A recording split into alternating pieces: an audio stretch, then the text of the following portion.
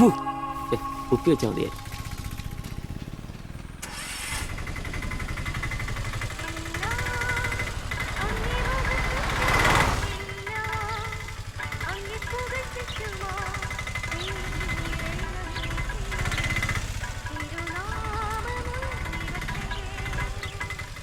വക്രത നിറഞ്ഞ പാപലോകത്തിൽ നീ വിളിച്ചു വേദിരിച്ച നിഞ്ജനം നിന്റെ പൊന്നു നാമം മുഖത്തിനായി ദിനം ശോഭിപ്പാൻ കൃപ നൽകണമേ. എങ്ങനെയുണ്ടായിരുന്നു ഇന്നലത്തെ കച്ചവടം? ഉച്ച കഴിഞ്ഞ് മടുപ്പായിരുന്നു പാസ്റ്ററെ. ടൗണിലാണ് മുടിഞ്ഞ ബ്ലോഗും. അല്ല, നല്ല തിരക്കായിരുന്നു. ഞാൻ തന്നുവിട്ട വേദപുസ്തകത്തിൽ നിന്ന് 12 അധ്യായം വീതം വായിച്ചിട്ടല്ലേ നീ വണ്ടി എടുക്കാറ്? വായിക്കാറുണ്ട്. എന്നാ പിന്നെ അങ്ങനെ സംഭവിക്കണ്ടല്ലോ. മോനെ ആംബ്രോസേ, പ്രാർത്ഥന കൊണ്ടല്ലാതെ ഈ ലോകത്ത് ഒരു രക്ഷയില്ല. കർത്തൃപാല പ്രധാനം. പ്രാർത്ഥനയും ഉപവാസവും വെള്ളിയാഴ്ച ഉപവാസം ഉണ്ടാണല്ലോ നീ വണ്ടി ഓടിക്കാറ്. ഉപവാസം ഉണ്ടാ? സ്തോത്രം. പരിശുദ്ധാത്മാവിന്റെ ഒരു തുടിപ്പ്, ദൈവവിളിയുടെ ഒരു പ്രസരിപ്പ് നിന്റെ മുഖത്ത് ഞാൻ കാണുന്നു. നീ വലിക്കില്ല, കുടിക്കില്ല, ദൈവഭയമുണ്ട്. അതുകൊണ്ടാണല്ലോ എന്റെ വിശുദ്ധ പൗലോസിന് ഓടിക്കാൻ ഞാൻ നിന്നെ തന്നെ ഏൽപ്പിച്ചിരിക്കുന്നത്. അല്ല പാസ്റ്ററെ, ഞാൻ ഇന്നാള് പറഞ്ഞ ഈ വണ്ടിയുടെ പേരൊന്നും. മോനെ ആംബ്രോസ്, ഒരു ഓട്ടോയ്ക്കിടാൻ പറ്റിയ ഏറ്റവും മനോഹരമായ പേരാണ് ഞാൻ ഇട്ടിരിക്കുന്നത്. വിശുദ്ധ പൗലോസ്. വിശുദ്ധ പൗലോസ് ഓട്ടോറിക്ഷക്കാർക്ക് വേണ്ടി എഴുതിയിട്ടുള്ളതായിട്ടുള്ള 2-ാം ലേഖനത്തിൽ, തീമോത്തിയോസ് 2-ാം ലേഖനം 4-ാം അധ്യായം 7-ാം വാക്യത്തിൽ ഓട്ടോറിക്ഷക്കാരെ കുറിച്ചും ഓട്ടോയെ കുറിച്ചും പൗലോസ് അപ്പോസ്തലൻ വ്യക്തമായി തന്നെ പറയുന്നുണ്ട്. ഓട്ടോക്കാരെ കുറിച്ചോ? നീ വായിച്ചിട്ടില്ലേ? ഇല്ല. ഞാൻ നല്ല ഓട്ടം ഓടി, എന്റെ ഓട്ടം പൂർത്തിയാക്കി. ഇതിലെ ഓട്ടം ഓട്ടോക്കാരുടെ ഓട്ടത്തെ സൂചിപ്പിക്കുന്നേ. നീ സമയം കിട്ടുമ്പോഴേ വല്ല ഹർത്താലം വല്ല മതി, ഇങ്ങോട്ടൊന്ന് ഇറങ്ങണം. കുറച്ച് ദൈവവചനങ്ങള് ഈ തങ്കച്ചമ്പാസനൊക്കെ വ്യാഖ്യാനിച്ചിരുന്നുണ്ട്. നീ വന്നേ. എന്തിനാ? പിന്നൊരു കാര്യം നീ മനസ്സിൽ വെച്ചാ മതി, ആരും പറയാനും നിൽക്കണ്ട. ചർച്ചിൽ ഞാനിപ്പോ ചില അടയാളങ്ങളൊക്കെ കാണിച്ചു തുടങ്ങി. കഴിഞ്ഞ ഞായറാഴ്ച ചർച്ചിൽ ഒരു തലമൂത്ത സഹോദരന്റെ കൊച്ചുമോക്കെ ഭയങ്കര പനിയും ജലദോഷം എന്റെ അടുക്കളോട്ട് കൊണ്ടുവന്നിട്ട് തങ്കച്ചൻ മാസ്റ്റർ ഒന്ന് പ്രാർത്ഥിച്ചാട്ടെ. ഞാൻ പ്രാർത്ഥിച്ചു, സൂതിപ്പ് നടത്തി കോച്ചിന്റെ മൂക്കൊരു തുടങ്ങി കിട്ടും. ആ നിമിഷം പോയി. മൂക്ക് പോയോ? മൂക്കല്ല, മൂക്ക് അടപ്പ് പോയി. ഇപ്പൊ പലരും വരുന്നുണ്ട്, തങ്കച്ചൻ ഭാഷ ഒന്ന് പ്രാർത്ഥിക്കണം, തങ്കച്ചൻ ഭാഷ ഒന്ന് പ്രാർത്ഥിക്കണം എന്ന് പറഞ്ഞു. നിനക്ക് പ്രാർത്ഥിക്കണം? പരിശുദ്ധാത്മാവിന്റെ. നിന്നോട് ഞാൻ ഇന്നാള് പറഞ്ഞ കാര്യം എന്തായി? എന്ത് കാര്യം? എടാ, നീ രക്ഷിക്കപ്പെടുന്ന കാര്യം. അങ്ങനെ നിന്റെ രക്ഷയ്ക്കായി നീ സ്നാനപ്പെട്ട നിന്റെ ശമ്പളത്തിൽ ഡെയിലി 17 രൂപ കൂടി തരും. ഒരു നിസ്സാര കാര്യം ആലോചിക്കും. ഇയാളുടെ ഈ കത്തി സഹിക്കുന്നതിന് പിന്നിൽ ആംബ്രൂസിന് ഒരു ലക്ഷ്യമേ ഉള്ളൂ: മകൾ ശില്പയെ പ്രണയിച്ച് വിവാഹം കഴിക്കുക, കൂടെ ഈ ഓട്ടോയും വീടും സ്വന്തമാക്കുക.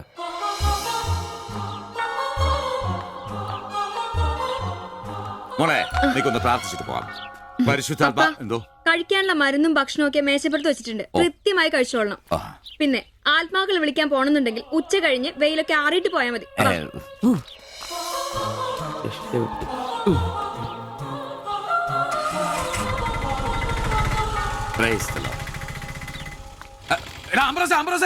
അച്ഛന്മാര് കന്യാസ്ത്രീകൾ ഓട്ടോറിക്ഷ കയറിയ 5 രൂപ കൂടുതൽ മേടിച്ചോടാ.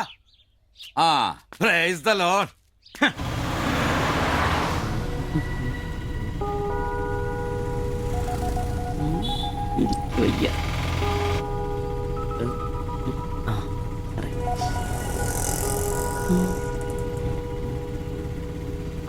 പഠിത്തമൊക്കെ എങ്ങനെ പോകുന്നു? നേരെ നോക്കി വണ്ടി ഓടിക്കാം ബ്രോസേ.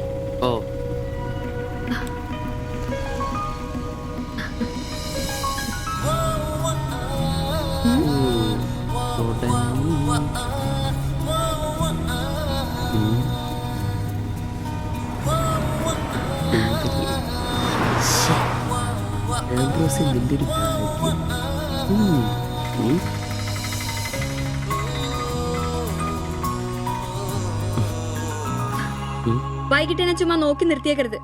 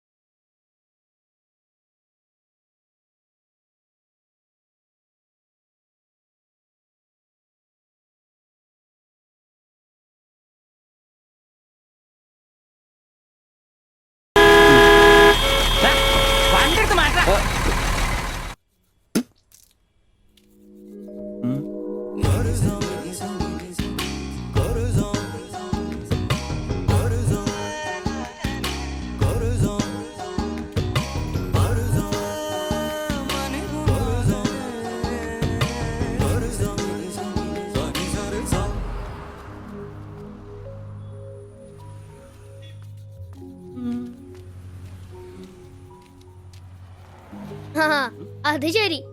എന്റെ ടീച്ചറെ വായ നോക്കുവല്ലേ? പിന്നെ നിന്റെ ഒരു ഉണക്കം ടീച്ചർ അവൾ മലരോ? നോണയൊന്നും പറയണ്ട, എനിക്കെല്ലാം അറിയാം. ടീച്ചർ നാളെ എന്നോട് പറയുകയും ചെയ്തു. എന്ത്? എന്താണ് പറഞ്ഞത്? പറയടാ. ഒരു വായ നോക്കി ആ വീടിന്റെ അടുത്ത് നിക്കില്ലേ, ഏതാവനെന്ന്. എന്നിട്ട് നീ എന്ത് പറഞ്ഞു? ആ പെയിന്റ് അടിക്കാൻ പോകുന്ന സിബിച്ചാണെന്ന് പറഞ്ഞു. നശിപ്പിച്ച്. നിന്റെ അടുത്ത് പലതവണ പറഞ്ഞിട്ടില്ലേ പെയിന്ററാന്ന് പറയുന്നത് ചിത്രകാരനാന്ന് പറയണു. എനിക്ക് നുണ പറയാനൊന്നും പറ്റില്ല. അയ്യടാ ഒരു കൊച്ചു കാന്തി. നീ ഇങ്ങോട്ട് വാ. ആടിനെ വരച്ച മയിലിനെ വരച്ചാന്ന് പറഞ്ഞുകൊണ്ട് ശരിയാക്കി തരാം. നിന്നെ പിണങ്ങി പോലെ ശിവചേട്ടൻ ഒരു ഉപകാരം ചെയ്ത് തന്നു കഴിഞ്ഞാൽ ശിവചേട്ടൻ ഇനിയും ഒരുപാട് പടം വരച്ചിടാം. മമ്മൂട്ടിയുടെയും മോഹൻലാലിന്റെയും പൃഥ്വിരാജിന്റെയും. ആ, എന്തുപകാരാന്ന് പറയും? ഒരു കൊച്ചുപകാരം പറയട്ടെ. ശിവചേട്ടൻ മോന്റെ കയ്യിൽ ഒരു സാധനം തന്നു വിടും. അത് മോൻ ടീച്ചറിന്റെ കൊണ്ട് കൊടുക്കണം. മനസ്സിലായി. പ്രേമലേഖനല്ലേ? ഛേ, ഇതൊന്നുമല്ല. അത് ബാബുക്കൊണ്ടെ കൊണ്ട് കൊടുക്കൂ. ചേട്ടൻ തന്നെ കൊടുക്കില്ലേ? ഇത് വേറെ സാധനം. കൊടുക്കൂ. കൊഴപ്പാവൂ? ഏയ് എന്നാ ഒരു കൈ നോക്കാം. ചെല്ലട്ടെ. എന്നതാടാ രാവിലെ തന്നെ കറങ്ങി നടക്കുന്നത്? പഠിക്കാനൊന്നുമില്ലേ? ഞാൻ നമ്പീശാച്ചാന് സോപ്പ് എടുക്കാൻ പോയതാ. ആ, പോയിരുന്നു പഠിക്കേ. നിങ്ങളുടെ മകനല്ലേ, അവനും തുടങ്ങി പൊതുപ്രവർത്തനം.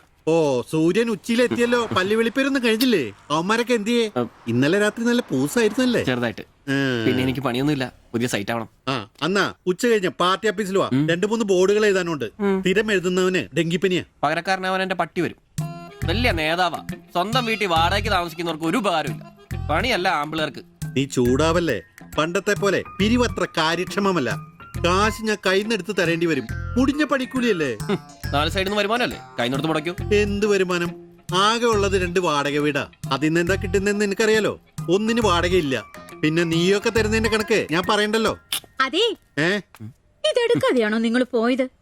ഇങ്ങനെ ഓർമ്മയില്ലാത്തൊരു മനുഷ്യൻ. ഞാനതങ്ങ് മറന്നു. ഡാ സിബി, നീ അറിഞ്ഞോ നമ്മുടെ നമ്പീശൻ ചേട്ടൻ ചെയ്തൊരു ചെയ്ത്ത്? നീ അറിഞ്ഞില്ലേ? ഇല്ല. അങ്ങയുടെ ശരീരം മരണശേഷം ഏതോ മെഡിക്കൽ കോളേജിൽ പിള്ളേർക്ക് പഠിക്കാൻ കൊടുത്തോളാം. എവിടെ ഒരു മെഡിക്കൽ ക്യാമ്പിൽ വെച്ച് ഒപ്പിട്ട് കൊടുത്തു. അതേന്നേ. അങ്ങേര് ബന്ധം കൊണ്ടോ സ്വന്തം കൊണ്ടോ എന്റെ ആരുമല്ല. എന്റെ അപ്പന് ഈ സ്ഥലം വാങ്ങിച്ചപ്പോ അന്നത്തെ ഉടമയുടെ സഹായത്തിന് നിന്നതാ ഈ കാർന്നൂര്. സ്വന്തക്കാരും ബന്ധക്കാരും ഇല്ല. ഇവിടെ നിന്നോട്ടേന്ന് ചോദിച്ചു.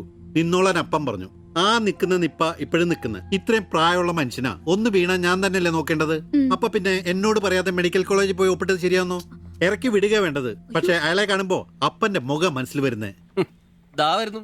ആശുപത്രിക്കാർക്ക് ഈ അടുത്ത കാലത്തൊന്നും കിട്ടില്ല. മുട്ടിഞ്ഞ ആയിസ. ഒന്ന് നിന്നേ. നന്ദി വേണം കാർന്നോരെ, നന്ദി. മെഡിക്കൽ കോളേജിൽ പോയി ഒപ്പിടുന്നതിന് മുമ്പേ എന്നോടൊരു വാക്ക് ചോദിക്കായിരുന്നല്ലോ. എന്റെ മാത്തച്ച, ഞാൻ അങ്ങനെ കരുതി കൂട്ടി ഒന്നും ചെയ്തതല്ല. കണ്ണൊന്ന് കാണിക്കാൻ വേണ്ടി പോയപ്പോ ചില കാര്യങ്ങളൊക്കെ അവര് പറയുന്നത് ശരിയാന്ന് തോന്നി. ഇതിപ്പോ മേലാതാകുമ്പോ അവര് വന്നങ്ങ് കൊണ്ടുപോയിക്കൊള്ളൂന്ന്. നിങ്ങൾക്കും ബുദ്ധിമുട്ടില്ല. എന്നാ ഇത്രയും കാലം നോക്കിയിട്ട് ചെലവിങ് തന്നേരെ. എടി ലിസി, ഇനി ഇവിടെ നിന്ന് ശരിയാകില്ല. സിബി, ഓഫീസിലേക്ക് ഒന്ന് വന്നേരെ. കൊറേ നേരം ആയല്ലോടാ ചോദിച്ചോണ്ടിരിക്കുന്നു. പെങ്കൊച്ചങ്ങ് പോയില്ലോടാ. ഏത് പെണ്ണ്? ഏത്? അറിയത്തില്ലല്ലേ? പോ. എങ്ങനെ ഗുണം പിടിക്കുവാ? കഴിക്കാൻ എന്നാ വേണ്ടേ? 2 പൊറോട്ട. കറി കറി കറിയാ? എന്ത് കറിയുള്ളേ? ഇറച്ചിക്കറി ഉണ്ട്. ഇറച്ചിക്കറി ഉണ്ടാ? ഫ്രൈ റോസ്റ്റാ? ഫ്രൈ ഉണ്ട്, റോസ്റ്റും ഉണ്ട്. ഫ്രൈയും റോസ്റ്റും രണ്ടും ഉണ്ട്. വേറെ ഒന്നുമില്ലല്ലേ? മുട്ടക്കറി ഉണ്ടാ? മുട്ടക്കറി ഉണ്ട്. എനിക്ക് എന്താ ഇഷ്ടം അറിയാം. ആ മുട്ട ചാറ് ഇത്ര ഒഴിച്ചത്. 2 പൊറോട്ട, ചാറ്. എടാ, ഒരു ദിവസമെങ്കിലും കാശ് കൊടുത്ത് കറി മേടിക്കണം. നിനക്ക് വേണമെങ്കിൽ ഞാൻ സാമ്പാർ തരാം. വേണോ വേണ്ട? മതി, എനിക്കത് മതി. നീ എന്നാടാ ഭിത്തിയിലാണോ ഇപ്പൊ പൊറോട്ട അടിക്കുന്നത്? ഒന്ന് സ്ലിപ്പായതാണ്. നീ ആകെ ഒന്ന് സ്ലിപ്പായിരിക്കുവാ.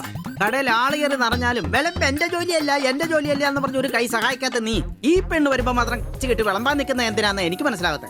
അത് പിന്നാണ് കേട്ടില്ലേ പഴമക്കാര് പറയുന്നേ? എന്ത്? ഉണ്ടാക്കിയാ മാത്രം പോരാ, തിന്നാനും കൊടുക്കണോ? എന്നിട്ട് പെണ്ണുങ്ങൾ വരുമ്പോ മാത്രമേ അത് ഓർമ്മ വരുത്തുള്ളൂ. എന്നാണെന്നറിയില്ല, പെൺപിള്ളേരെ കാണുമ്പോൾ ഉണ്ടാക്കിയാലും തിന്നുന്ന കാര്യം ഓർമ്മ വരുത്തുള്ളൂ. ഒരു കാര്യം ഞാൻ പറഞ്ഞേക്കാം, നിന്റെ ഇളക്കമൊക്കെ എനിക്ക് മനസ്സിലാവുന്നുണ്ട്. ഒടുവിൽ വിളമ്പി കൊടുക്ക അവളി കടയിൽ കയറാത്ത അവസ്ഥ വന്നാലുണ്ടല്ലോ എന്റെ സ്വഭാവം നീ അറിയുവേ. ഇവളി ഇവിടെ വരാ, എവിടെ പോവാനാ?